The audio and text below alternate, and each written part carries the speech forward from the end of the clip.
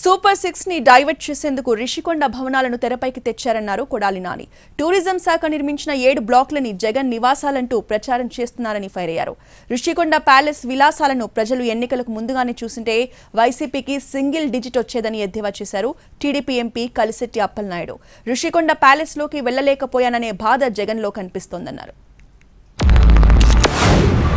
Tourism place లో అంతర్జాతీయ సంస్థలు గాని వ్యక్తులు గాని వచ్చినప్పుడు అక్కడ ఒక విధిది ఉండాలని చెప్పి ఒక మంచి భవనాన్ని నిర్మిస్తే 7 బిల్డింగులు అయ్యి, ఒక బిల్డింగ్ కాదు 7 బిల్డింగుల్లో జగన్మోహన్ రెడ్డి గారు ఉండరు. 7 బిల్డింగులు కట్టారు.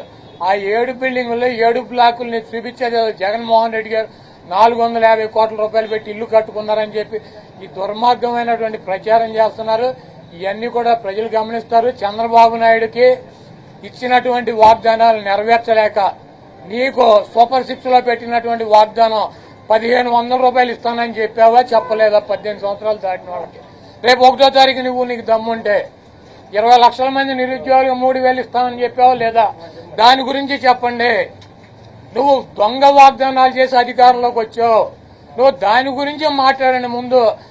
ఈరోజు మన దేశంలో సరిపడినటువంటి సామగ్రి ఏదైతే ఉందో విదేశాలు కూడా తెప్పించి మీరు టైల్స్తో సహా గ్రానైట్తో సహా ఏర్పాటు చేశారు. ఈరోజు ఏ ఇండికేషన్ ఇచ్చారు రాష్ట్రానికి?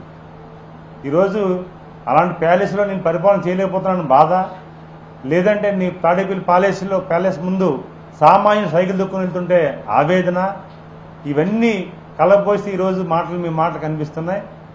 మీ మాటలు నమ్మే పరిస్థితుల్లో జనం